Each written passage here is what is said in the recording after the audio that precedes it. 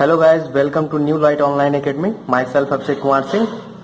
जैसा कि हमने प्रीवियस लेक्चर में हमने ट्रिग्नोमेट्री के कुछ क्वेश्चंस को एग्जाम्पल के तौर पे लिया था और उसे सॉल्व करके अच्छे से समझा था। आज की वीडियो लेक्चर में हम ऐसे ही कुछ क्वेश्चन को पुटअप किए हैं और उनको समझने का ट्राई करेंगे। ठीक है, यहाँ पे हम क्वेश्चन नंबर 3 को देखते हैं।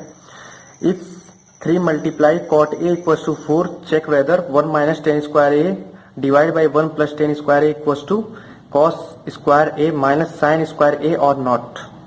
तो बेसिकली हमें चेक करना है कि ये टर्म इस टर्म के इक्वल है या नहीं।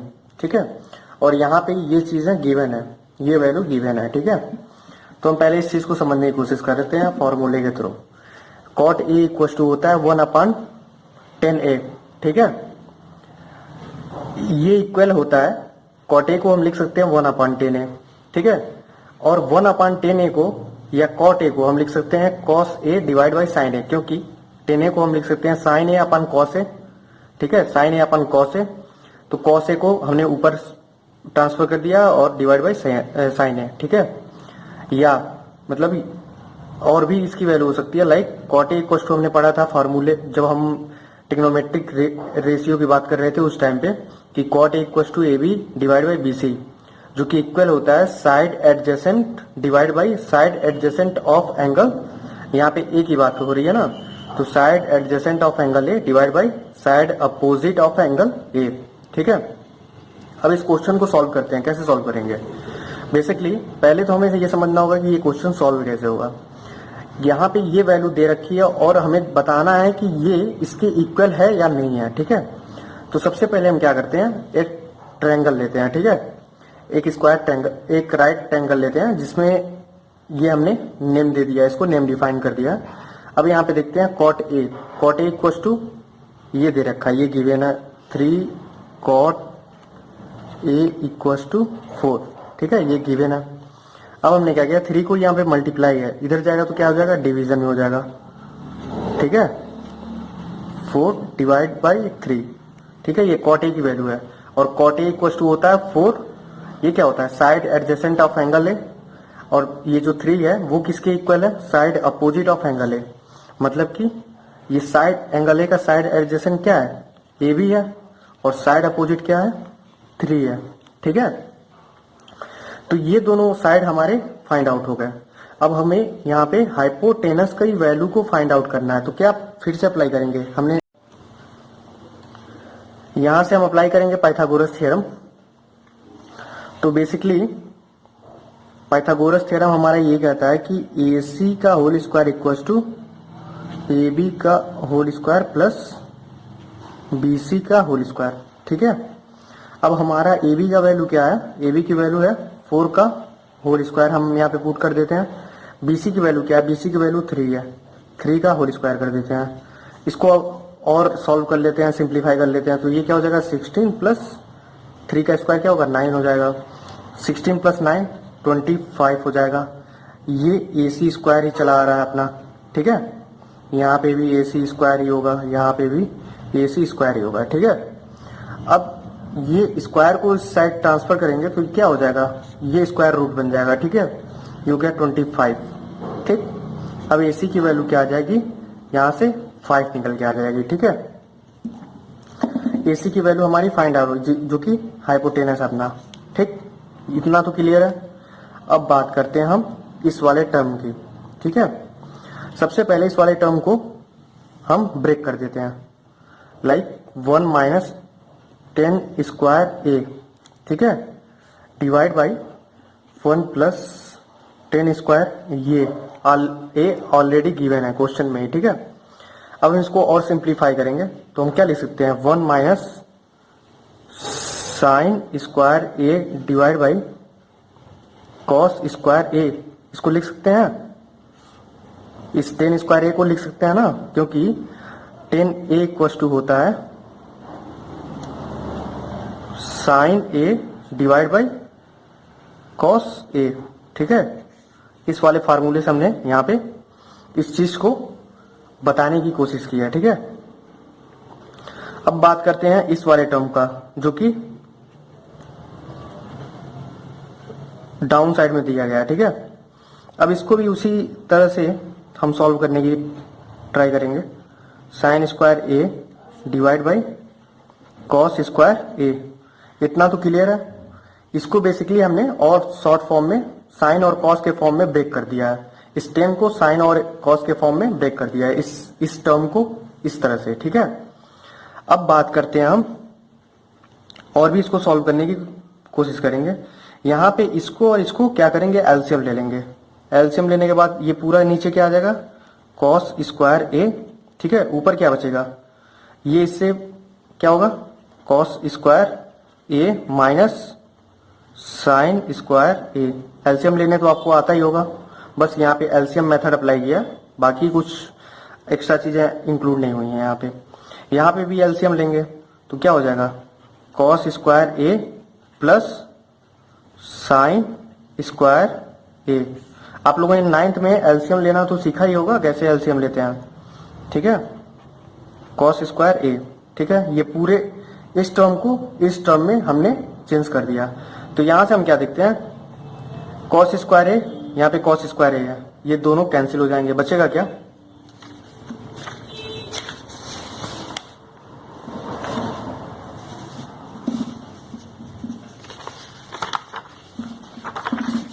यहां से क्या बचेगा अपने पास, यहां से अपने पास बचेगा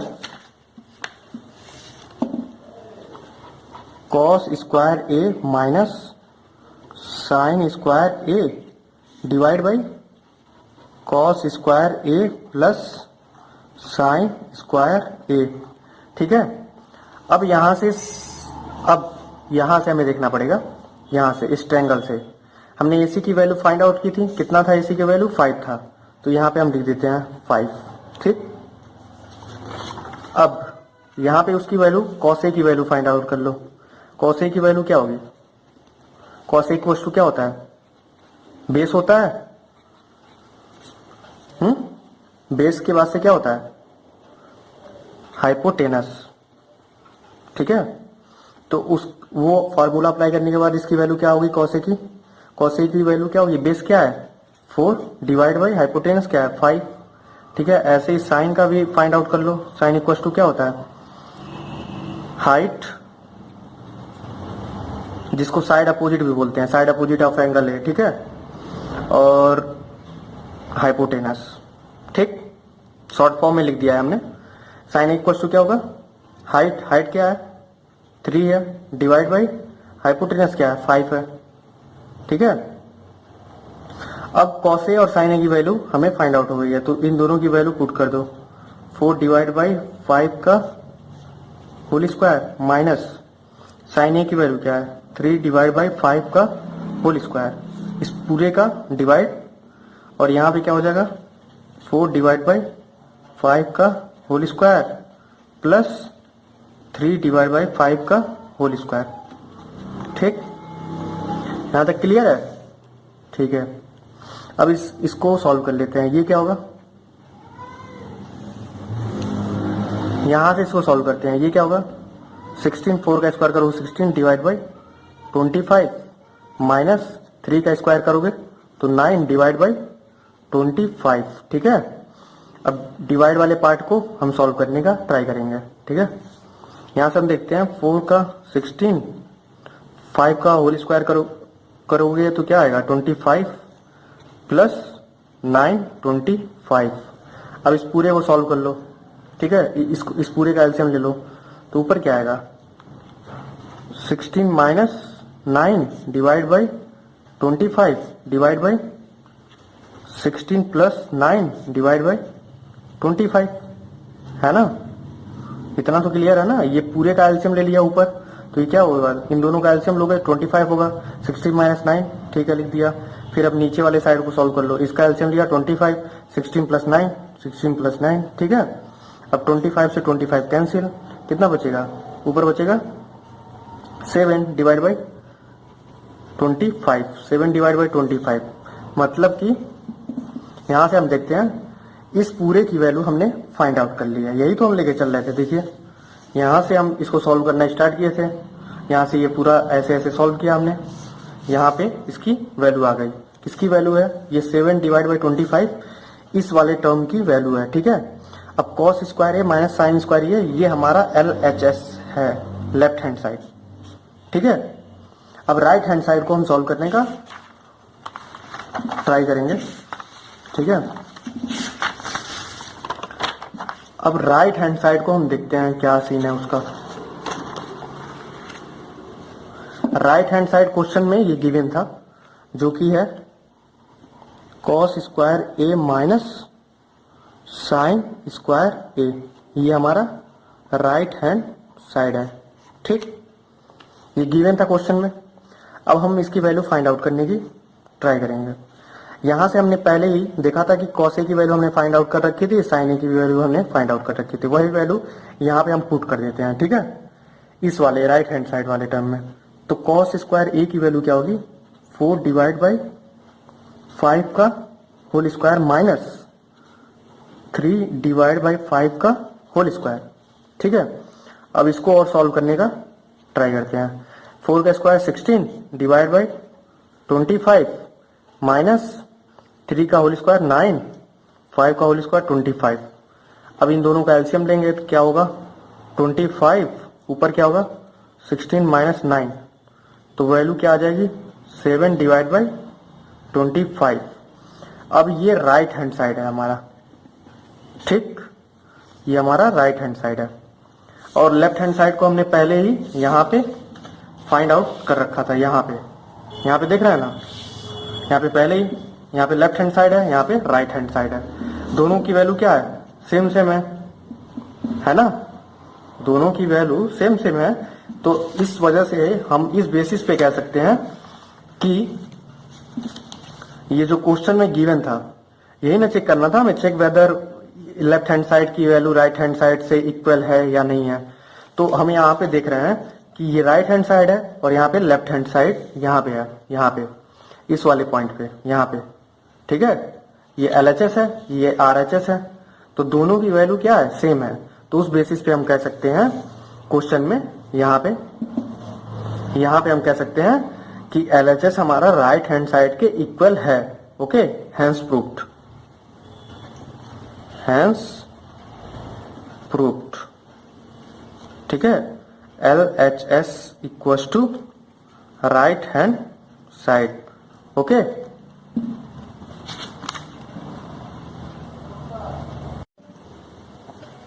अब हम बात करेंगे क्वेश्चन नंबर 4 का, ठीक है। ये भी NCERT की बुक से लिया गया है, ठीक है। ये भी ट्रिग्नोमेट्री का ही क्वेश्चन है। In triangle ABC right angle at B if tan A equals to 1 upon under root 3 find the value of question number first, जो कि है sin A into cos C plus cos A into sine C।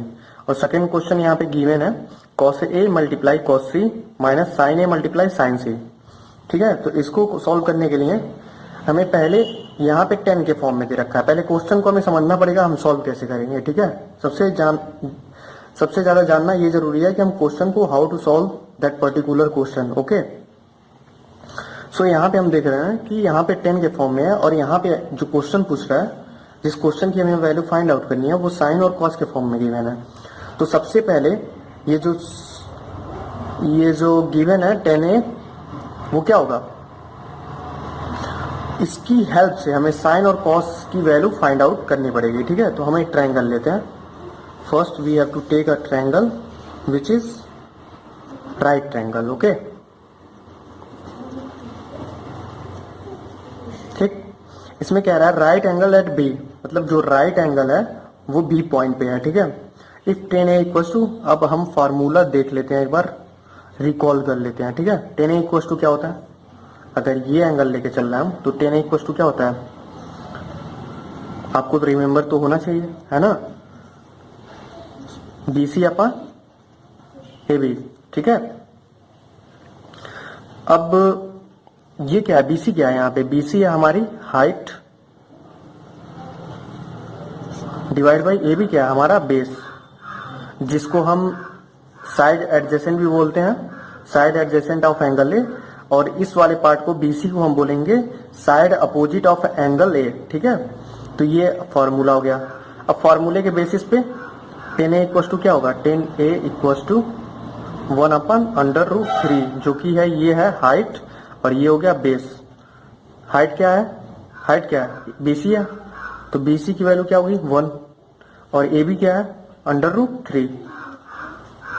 ठीक है, अब हमें find out करना पड़ेगा hypotenuse की वैल्यू जो कि है AC। ठीक है, अब इसको सॉल्व करने के लिए हमें फिर से वही मेथड अप्लाई करना पड़ेगा, कौन सा, पाइथागोरस थ्योरम। ठीक है, तो वो उसके बेसिस पे हम सॉल्व करते हैं। तो AC इक्वल्स टू √AB का होल स्क्वायर, AB का होल स्क्वायर प्लस BC का होल स्क्वायर। ठीक है, अब AB की वैल्यू क्या है √3 का होल स्क्वायर प्लस BC की वैल्यू क्या है 1 का होल स्क्वायर। ठीक है, ये अंडर रूट में है।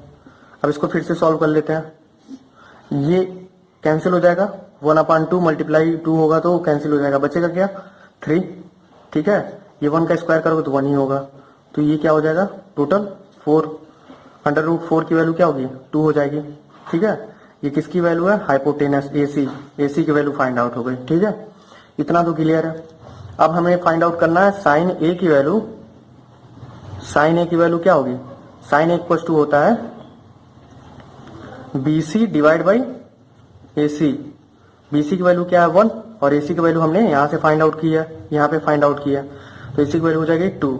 Sign A equal to 1/2। अब cos A की वैल्यू फाइंड आउट कर लेते हैं, cos A equal to AB upon AC।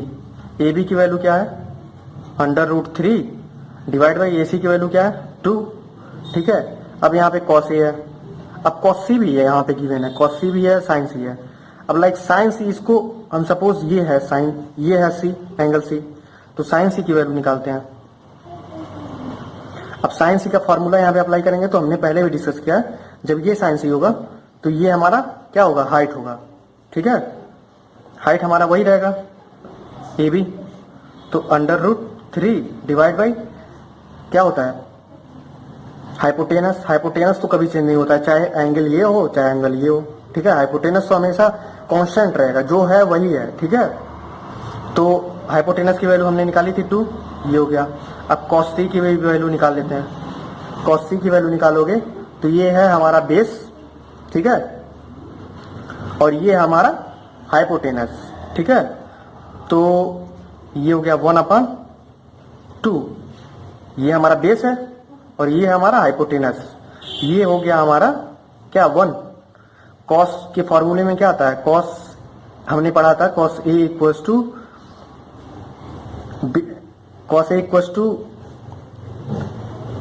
क्या पढ़ा था, cos A इक्वल्स टू पढ़ा था हमने बेस डिवाइड बाई हाइपोटेनस। उस बेसिस पे हमने साइन C की वैल्यू फाइंड आउट कर ली, cos C की वैल्यू फाइंड आउट कर ली, cos A की वैल्यू फाइंड आउट कर ली, sin A की वैल्यू फाइंड आउट कर ली। अब हम यहाँ से इजिली इसकी वैल्यू को फाइंड आउट कर सकते हैं, पहला क्वेश्चन। ठीक है, यहाँ पे सॉल्व करने का ट्राई करते हैं। ठीक है, पहला क्वेश्चन क्या है, साइन ए की वैल्यू क्या है, साइन ए की वैल्यू है 1/2। ये पहला क्वेश्चन सॉल्व कर रहे हैं। ठीक है, जो यहाँ पे गिवन है। ठीक, तो साइन ए की वैल्यू यहाँ से हम निकाला 1/2 लिख दिया, मल्टीप्लाई है cos C की वैल्यू है 1/2, यहाँ पे प्लस है, प्लस लिख दिया। cos A की वैल्यू हम फाइंड आउट करेंगे यहाँ से, यहाँ पे देखते हैं cos A गिवन है, तो यहाँ पे वैल्यू cos A की हमने फाइंड आउट की थी, तो यहाँ पे लिख देंगे √3 डिवाइड बाई 2। अब sin C है, यहाँ पे sin C की वैल्यू यहाँ से देख लो, फिर √3/2 मल्टीप्लाई होगा। ठीक, अब इसको सॉल्व कर लो, 1/4 प्लस 3 डिवाइड बाई 4, क्योंकि √3 मल्टीप्लाई होगा √3 से, तो क्या होगा √3 का स्क्वायर हो जाएगा, मतलब सपोज √3 मल्टीप्लाई √3 करेंगे तो क्या होगा, ये हो जाएगा √3 का होल स्क्वायर, और 3 का 1 की पावर 2 है, की पावर 2 है, ये 2 से 2 कैंसिल हो जाएगा, बचेगा क्या 3 ही तो बचेगा, तो उस बेसिस पे हमने डायरेक्टली 3 लिख दिया। ठीक है, आप समझ सकते हो ना इस बात को। अगर नहीं समझ में आ रहा तो आप कमेंट बॉक्स में कमेंट करके जरूर बताएं हमें। अगर कोई भी डाउट है इस क्वेश्चन में तो आप बेफिक्र होकर आप हमसे क्वेरी कर सकते हैं। ठीक है, अब यहाँ पे 3/4 हो गया। अब इसको एलसीएम ले लो, तो 4 divide by 1 plus 3 equals to 4 divide by 4, ये कैंसिल हो जाएगा, बचेगा क्या 1, मतलब इस पूरे की वैल्यू 1 आएगी। ये हमारा आंसर हो गया। ठीक है, अब cos A cos C minus sine A और साइन C की वैल्यू ऐसे ही फाइंड आउट करके आप हमें कमेंट बॉक्स में जरूर बताइए। ठीक है।